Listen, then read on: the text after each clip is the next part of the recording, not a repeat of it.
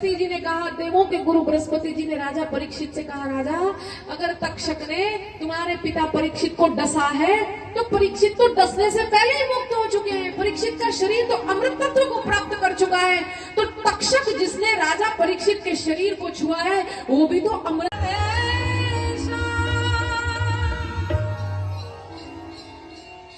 बोलो वेद व्यास जी महाराज की जय, बोलो श्री सुखदेव जी महाराज की जय, बोलो श्री परीक्षित जी महाराज की जय।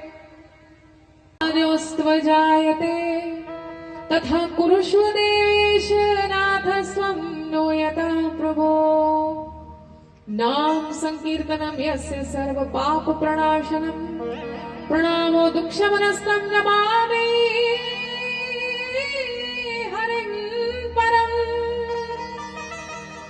तम नमामि हरिं परम, तम नमामि हरिं परम, तम नमामि हरिं परम। और यहाँ मार्कंडे ऋषि की तपस्या को परखने के लिए देवराज इंद्र ने कामदेव को भेजा। कामदेव परास्त हुए, हार गए। भगवान नर और नारायण का प्रादुर्भाव हुआ। इन्हीं मार्कंडे ऋषि ने 7 बार प्रलय के दर्शन किए। इन्हीं मार्कंडे ऋषि को भगवान शिव के दर्शन हुए। भगवान वाले दूसरे दूसरे लोगों के जीव, सभी देवी देवता राजा परीक्षित पर फूल बरसाने लगे। अरे ऐसा राजा, ऐसा प्रकर्मी जीव तो हमने कभी देखा नहीं, जो शरीर धरती पर पड़ा रहे, जिसकी आत्मा सीधा गोलोक की ओर चल दे। बोलो सद्गुरुदेव भगवान की जय, बोलो श्रीमद् भागवत महापुराण की जय। जय श्री राधे, जय जय श्री राधे। भागवत महापुराण की विषयानुक्रमणिका आती है, 18 पुराणों की श्लोक संख्या आती है और भागवत दान के महात्म्य का फल आता है। यहाँ परीक्षित मोक्ष के संग हमारी कथा विश्राम लेती है। राजा परीक्षित को शरीर रहते रहते मुक्ति मिली। सदगुरु के शब्दों ने महाराज मार्गदर्शन किया और राजा परीक्षित को आनंद हो गया। बृहस्पति जी के कहने पर, मार्गदर्शन पर, सर्पों को मारना निषेध है, शास्त्र सम्मत नहीं है। और महाराज नागों को मारने वाले, सर्पों को मारने वाले कभी चैन से नहीं जी सकते हैं। ये तभी से शास्त्र में सर्प जो है, मृत्यु सर्पवध तभी से बंद हुआ। कथा कहती है, शरीर छूटते ही राजा परीक्षित के पुत्र जन्मेजय ने सुना कि तक्षक आया है राजा परीक्षित को डसने के लिए। लेकिन तक्षक क्या डसे, शरीर पड़ा रहा, प्राण तो श्री भगवान में लय हो गए। जन्मेजय ने क्रोध में सर्प यज्ञ शुरू कर दिया। सारे सर्पों को आवाहन करने के लिए मंत्र पड़े। सब सर्प गिर गिर कर यज्ञ कुंड में पड़ने लगे। अब तक्षक को आवाहन करने का मंत्र पढ़ा। तक्षक घबराकर छुप गए देवराज इंद्र के आसन के नीचे। आवाहन किया मंत्र का। बृहस्पति जी बीच में आए। बृहस्पति जी ने कहा, अरे जन्मेजय क्या कर रहे हो?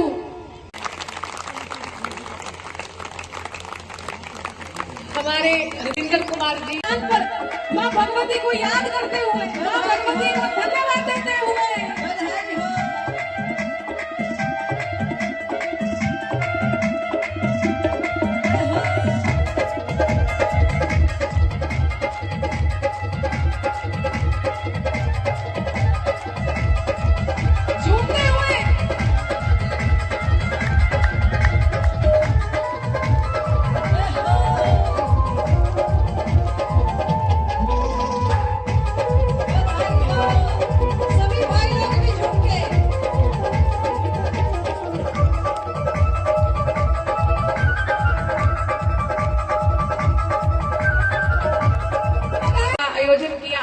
मार्गदर्शन दिया।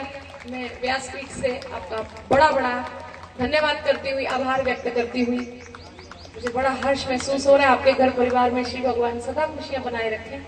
हमारे भोजन बनाने वाले भाई बंधु, सुनिए कि तू मैया रानी का श्रृंगार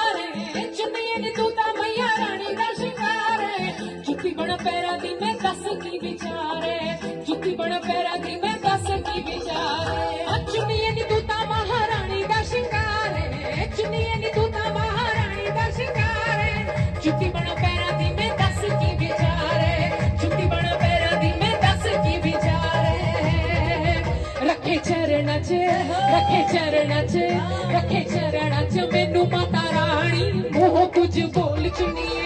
सुंदर प्रसाद को बनाने वाले नाम क्या है? धर्मपाल जी के लिए जोरदार ताली, सोनू जी के लिए जोरदार ताली।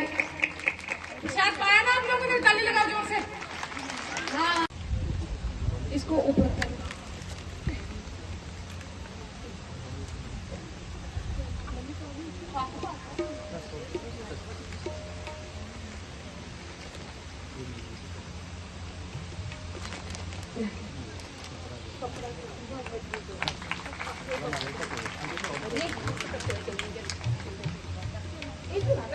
आप भी लो, आप भी लगा लो।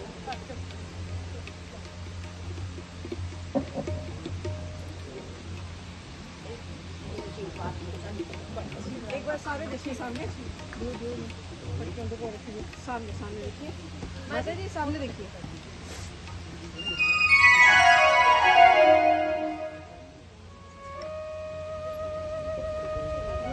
ललिता जी, उनके बाद कमल पुनिया जी, मेरा सबसे आग्रह है कि जिनका मैं नाम ले रहा हूं तो सबका जोरदार तालियों से आपने स्वागत करना है।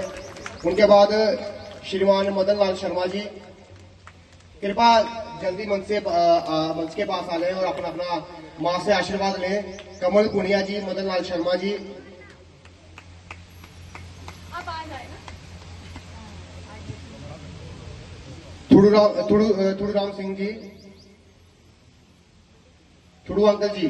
श्रीमद भागवत पुराण के चरणों में कोटि कोटि नमन।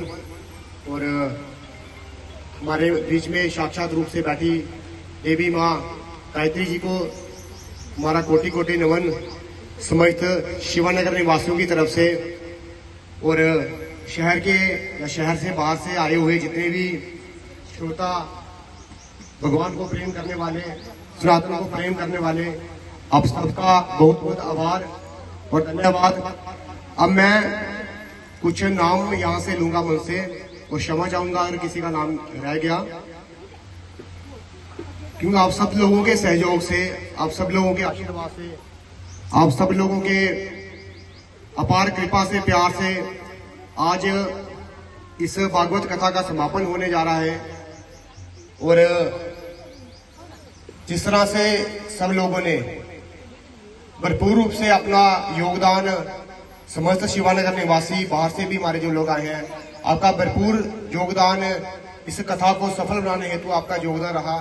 मैं आप सबको कोटि कोटि नमन करता हूं और यही आशा करता हूं कि सनातन को आगे बढ़ाने को लेकर और सनातन का झंडा आप लोग बुलंद करने को लेकर हमेशा ही जब भी कोई कथा होती है, विशेषकर हमारे वार्ड में, शिवानगर में, तो आप सब लोग बढ़ चढ़कर उसमें हिस्सा लेते हैं। सब लोगों के सहयोग से ये कथाएं सफल होती हैं। और आने वाले समय में भी देवी माँ का हमें 5 तारीख से शिवानगर में ही कथा सुनने का मौका मिलेगा।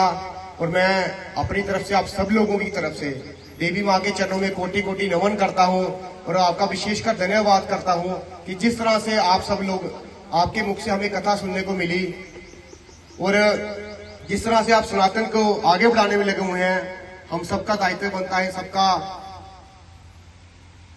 हमें चाहिए कि आगे भी जो सारी बातें हमने यहाँ पे सुनी 7 दिन की कथाएं में, और रोज एक ना एक जो महत्व या कह सकते हैं एक सोशल मैसेज, सोशल इशू को लेकर देवी माँ की तरफ से सबको एक मैसेज मिला, उन मैसेज का और भागवत का जो निचोड़ है, उसका जो मॉरल है, उसको अपने जीवन में हम लोग डालें ताकि आने वाले समय में और अच्छे तरीके से हम लोग इकट्ठे होकर इन सारे धार्मिक कार्यक्रम का आयोजन कराएं।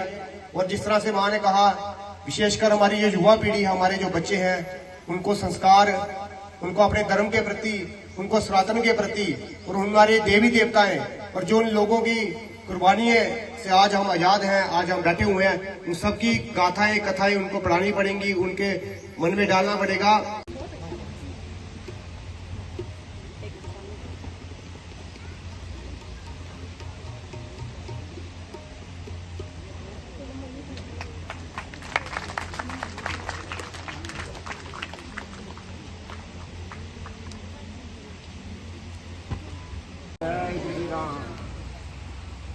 ये एक ही दिन में खाने के सारे के बांट के खाने।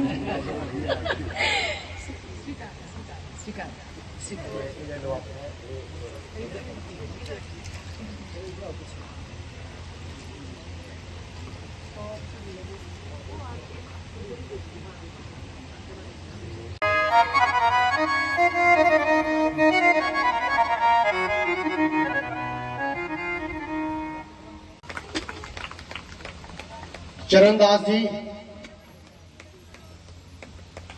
गोवर्धन सिंह जी,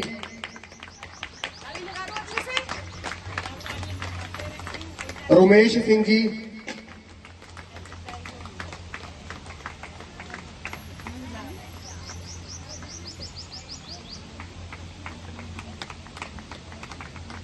करनैल सिंह जी,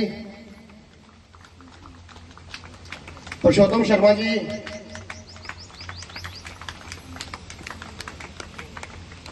पुरुषोत्तम जी, उनके बाद मदन शर्मा जी जो शिवा पब्लिक स्कूल के पास रहते हैं, मदन शर्मा जी।